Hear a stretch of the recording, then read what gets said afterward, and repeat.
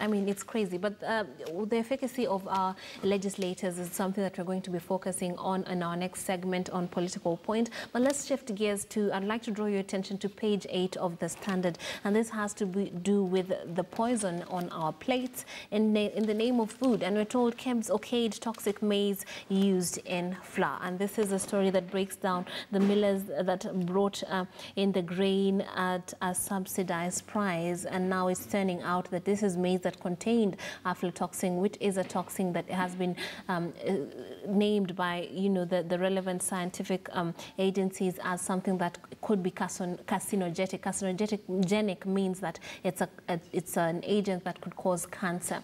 And there are other substances in our kitchens, other foods in our kitchens that have also been hailed as something, not hailed rather, but flagged as containing harmful substances, and that has to do with peanut butter, red meat. We have some of the oils we are consuming, rice. We have the issue with plastic rice. We have certain fruits. We're having banana being shown here as some of the fruits that could be rather, you know, compromised in terms of its quality.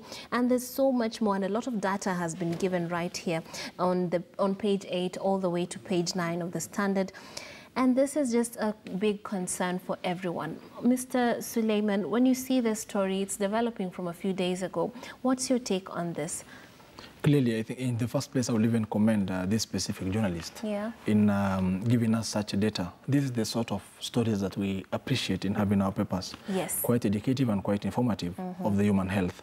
Right to basic health. Right to health is a right enshrined in the Constitution. All Kenyans are supposed to, the government has a responsibility over all Kenyans to see to it that they have a proper health care is in place. I think what we have here that KEBS had okayed toxic maize flour toxic maize that was used in the production of the flour is that it's quite unfortunate. This is what is cost. This cost the lives of Kenyans. This begs we normally ask ourselves that there are very many Kenyans who are suffering from cancer and other complicated illnesses. Then, in fact, these are some of the causes of such serious diseases in our country. When you have such a body that has been tasked with protecting the healthcare of Kenyans through ensuring that such maize flour is not released into our markets, and it fails in its role, they ought to go home, all of them. This is the time that the Ministry of Agriculture ought to crack its whip on this. And this is where Parliament ought to summon this specific ministry to pose such key, very important questions. The Committee on Health is supposed to take up this and put to task the Minister of Agriculture. Yeah, and it's quite scary that this emerged apparently after NTV was carrying out, about to release an expose. So I would wonder if they were not to release this said story, or if they were not planning to, would this have come to light? It's quite, you know, scary. And we are told some of the other, we have toxic rice, carbon carbide used to ripen fruits. We have sodium metabisulfate. And in the city, it's quite difficult to figure out what to buy that is safe, because we are not in the farms, we're not having organic food so readily available. So we depend on what's in the market, but clearly it's not safe. Nerima, when you see this, what comes to mind? What can I eat? Exactly. I mean, if everything that we ingest is poisonous, it seems like it's concerning. And what's even more worrying is the fact that there are actual companies or manufacturers or middlemen, whatever you want to call it, that have licenses to be able to produce this. So we should be concerned. What is the government going to do with, for instance, with the maize, with the cereal boards?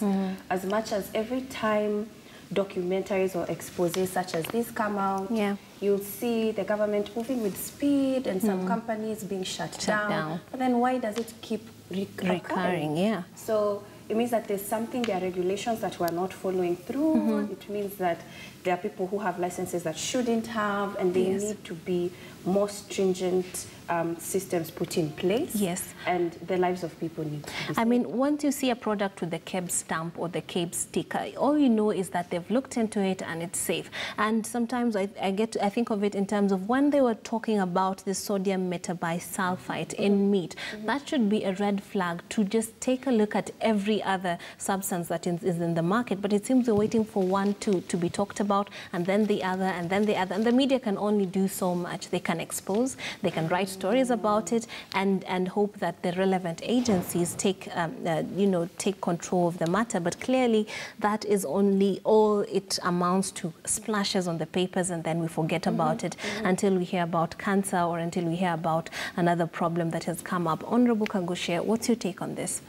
Yeah, it's very unfortunate that we are having total failure of our institutions.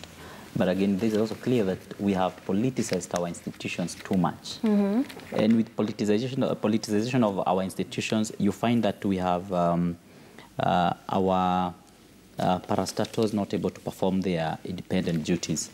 Because if you look at like the maize that we have had right from the time we had a very serious import, like about 10 years ago. Right. What okayed all this was political influence. And we have where politicians are also doing business in Kenya. Yeah. And when they engage these institutions to help them clear their goods, then you find that a normal Kenyan or a common mwananchi will have a lot of problems. I want to congratulate the media because they have finally woken up and they are doing their work to really help Kenyans in terms of their welfare and to keep every other person in check. And this is kind of journalism I would also want to say that we would really wish to have in our country. And I hope that the government then will be awakened by this kind of journalism. Unfortunately, we do not see KEBS moving forward to take serious action. For example, for these people who have already been found to be culpable, they should already be taking responsibility. Yes. They should be carrying this burden for having made Kenyans lose their life. They've been caught by now. Yeah. I've had an interview this morning on radio for one of the companies, I think it's the Dollar company, and they were trying to explain how surprised they were. They were very surprised, apparently, because they say they had all the checks and balances to ensure that there are proper controls that they have put in place. Yeah. And so now they say they are surprised, and KEBS also looks and seems very, very surprised about it. And I wonder, if all of them are surprised, we as Kenyans, where are we supposed to turn to? Yeah. So I believe that we should take action, and very serious action for that matter, so that any person who would imagine that they will get into a production of any food item or they will engage in this immoral behavior, then they know that the law is going to catch up with them. I'm also aware that there are people who put formalin in milk. Imagine and that has been exposed in the past. But I think that still happens even after the expose. I'm not very sure whether these sodium bisulfite has stopped being put in meat. It's very possible that it's still being used. Again, if you're looking at the issues of even the weights and the measures that we're using to get the proper weights for the goods that we are selling, even in up country, you find again that is also something that is not being observed. So the question is, once KEBS have given the stamp, do they then follow up? Do they have a monitoring system of what is happening on the ground? If they do, what actions then have they been taking? Yes. And for this reason, just like what we had in the Likoni Ferry incident, I think this board, which is KEBS, should be disbanded. True. And we should have a new management there. And that management should also be put under strict checks. Yes. And DCI should also be moving in action very, very fast to prosecute, to ensure they recommend to the DPP for prosecution of these people. Absolutely. Now let's shift our attention to the daily